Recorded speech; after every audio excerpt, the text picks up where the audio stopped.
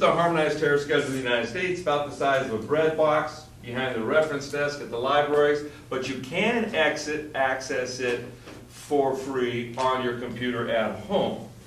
Now, I used to put the URLs in the handouts here, but that was a bit of a problem because the government sources where these are, they keep changing the URL, and then the look and feel of the pages where you look at this stuff, they kept changing. So on page 5 of the handouts, I explained something called the National Trade Data Bank. And on the third paragraph from the bottom, I give you a URL, which I think I sent out in an email to everybody this week. If you didn't get that from me, let me know. Give me your email address so that you're on the class email list. But at any rate, you have it here now. So here is where I maintain a tutorial of how to extract the HTS number from United States government websites. Okay? And then when you've gone through that process, as you go through that process, I would, the first time you go in to get your HTS number, I would budget about 5 days, I should say about 2 hours over 5 days, because the process in the tutorial is you go in, you mess around a little bit, get to what you think you got the right answer, you start emailing people back in Washington, D.C. to get the little conversation going about how close you are, and then they may help you focus in a little bit better, get you a better idea. And that might take time waiting for replies on emails and all that kind of thing. Make sense? So there's a learning curve first time you ever go in there and do it. There's another thing you can do is call U.S. Customs after you've gotten your best answer and you know what you're going to be importing. You're really clear on what it is. You can call U.S. Customs downtown Seattle and ask for the commodity team specialist for bread or sailboards or whatever else you're talking about, and set up an appointment to go down and sit down and talk with them.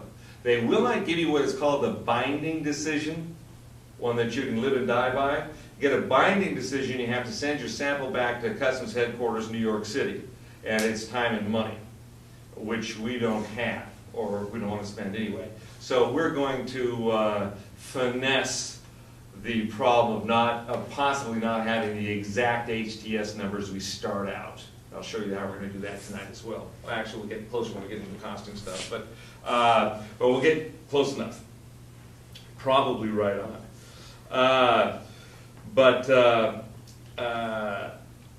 Once you've got your HTS number, the next thing you want to do is then go in and to United States government data, U.S. Census data, in fact, and get the hard trade data on your particular product. Now, with that HTS number, anytime anybody imports anything into the United States, they have to declare to the United States Customs Service what they're bringing in, how much they're bringing in, dollar amount of what they're bringing in, what port they're bringing in, or surface versus air. All this information is declared to the United States Customs Service, who checks it, make sure it's all true. And then Census takes all of those reports, those entries as they're called, and turns them over to the United States Census Department. Census compiles that data every month by HTS number and publishes it in something called the National Trade Data Bank. Okay? That data is available to you, comes out every month. It's about a 4-month delay. So this being February, it's November 07 data is now showing up in the reports. So April 08, you'll find December 07. And not only do you want December 07, which is year to date, you'll probably want to track about 5 years data, as I'll show you why in a couple of minutes here. But at any rate, all the data is sent to United States Census. Census publishes it, turns a copy over to the United States Commerce Department, who sells the data for about $300 a report. Okay? And then also Census turns it over to the United States International Trade Commission, which gives it away for free, same information, same form, to government workers and students. So when you go to the website on this tutorial, as I show you how to extract the raw data, and you put your little password and your nickname and all that kind of stuff, it'll have a little pull-down menu. Are you a government worker or a student? And which one are you? Student. Student, very good. So then you get free access to all the data. So I don't know where they get off charging us, taxing us to create these documents, and then asking us to pay for them. But happily, they give it away free to students.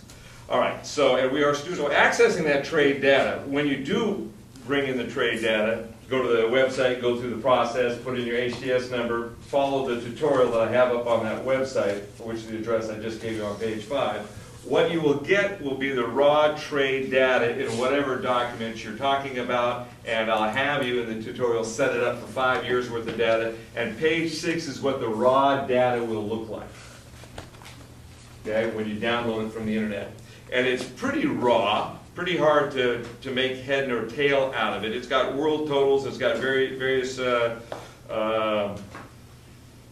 countries. The upper half is actual dollars. The commodity here is beer. Let's say your thing is beer, you're just dying to import beer into the United States. That's your thing. You see problems in beer in America, and you want to solve those problems. And you want to find the best place in the world. You have found, well, you're just with the process for finding the best place. So the top half is dollar amounts imported, bottom half is actually units expressed in liters. That is the importers of beer report to the United States Customs Service how much beer they're importing by liter and by dollar. So that's what page 6 looks like. Now page 6 isn't terribly useful. We've got to get it in a form we can manipulate. So the first 18 years in this business I used calculator, pen, and pencil to manipulate the raw trade data. To find out the best place in the world to have the product made. Well, so on page 7 and 8, I give you how to do it with paper, pencil, and calculator. But on page 9, I give you what a window would look like in a spreadsheet program. Every one of you has at home a computer. I know that. And on that computer is a spreadsheet program. Even if you've never opened it up, it's there. So now open it up. And this is what the window will look like, the top of page 9 when you open it up. And then on 9, 10, 11, 12, 13, 14, I give you the formulas to drop into the cells so that you can get yourself a world trade analysis spreadsheet .xls, which you can save as. And then you got yourself a template. A blank template ready to go. Then when you have that blank template, you take the raw data from page 6 that you downloaded from the Census Department, United States International Trade Data. You drop in the raw data into your template, and then you have that save as beer imports. And then when you've done that, filled it all out, hit the calculate button, then it'll all be up there on your screen. Then you hit the print button on your computer, and then out will come page 15, which is all the raw trade data analyzed for the purpose of finding out who's the best country in the world, what countries are shipping beer to the United States, so we can focus in on those. Are you ever surprised when you come up with this? Oh, every single time. And that's a problem. I get my answer. Then I get, which causes me 12 questions though, because now, well, how come this, how come that? Here's an example of it. I'm surprised that the United States imports beer. I'm surprised our #1 source is Mexico. I'm surprised our #2 source is the Netherlands, when Canada has huge subsidies on beer exports. Even with those subsidies, they're not selling us as much beer as the Netherlands. So yes, every single time, which is why I rather insist that when I'm looking for something, I go through the process, because the information is always surprising. China is not the #1 country for absolutely everything America buys.